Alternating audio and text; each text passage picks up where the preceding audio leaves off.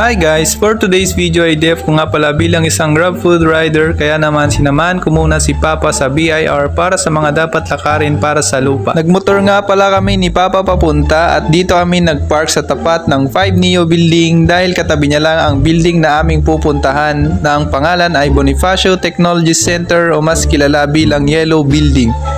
Dito lang yan mga lakay sa katapat ng tinuturo ni ate at ng lady guard. As you can see mga lakay, pinauna ko na si Papa dahil siya ang nakakalam dito dahil galing na sila dito nung nakaraan ni Mr. Bean. Kaya naman shoutout na muna natin si Mr. Bean. Joe! Shoutout Joe! Dito sa part na to mga lakay ay pinapunta kami sa kabilang building upang ipagawa ang kanilang binigay na papel sa amin at para ipaserox na rin. May binayaran nga pala si Papa dyan mga lakay na halagang 250 and after that pinapunta naman kami sa Union Bank upang doon bayaran ang para sa BIR. Pagkapasok namin sa loob ay sinabi agad ng guard na tumatanggap naman daw sila ng nagbabayad para sa BIR pero isa lamang kada araw. At dahil wala kaming account dito sa Union Bank ay tinuro na lang kami sa kabila at yun ay ang Metro Bank. Pagdating naman namin ni Papa dito sa Metro Bank ay isa lamang ang pwedeng pumasok kaya naman hinintay ko na lang siya dito sa labas. Dito nga lang pala ito mga lakay sa gilid ng kabilugan ng Burgos Circle. Maya maya pa ay lumabas din si Papa mga lakay dahil meron daw kailangang fill upan na form at dahil malabo na ang kanyang mga mata ay nag-exchange gift na kami at ako naman ang pumasok sa loob. Napansin nga pala ng guard itong aking camera kaya naman pinaiwan na lang kay Papa sa labas. Pagkatapos namin magbayad ay nagpa-xerox na ulit ako sa tapat ng BIR at nagpaiwan na lang si Papa at pagkababa ko ay may nagbigay daw sa kanya ng tinapay kaya naman shoutout na lang natin sila mga lakay.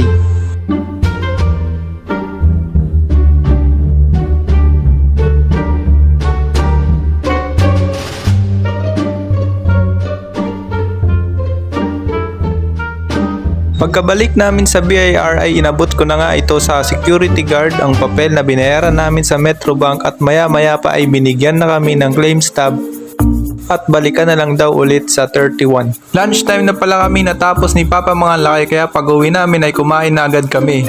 Ito nga pala yung niluto ni Mama, ang paksiw na bisogo, konting sabaw, kaya konting sarap, charot. At syempre hindi kompleto ang panangalian kapag hindi kasama ang EAT.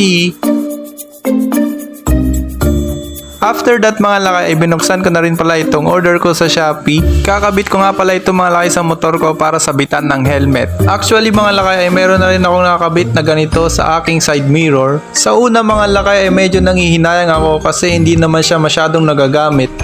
Pero nung na-aksidente ang aking motor ay doon niya pinatunay ng kanyang halaga. So ayun mga lakay, nabangga pala itong motor ko ng e-bike. Nag-wild daw sabi ng driver. Buti na lang dahil sa nakabit na ito, siya ang tumukod kaya naman konti lang ang naging gasgas ng aking motor.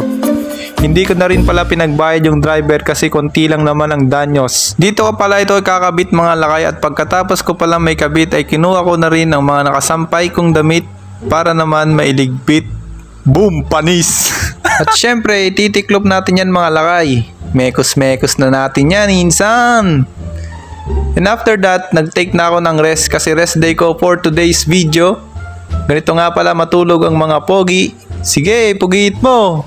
Thank you for watching! Ginagawa mo!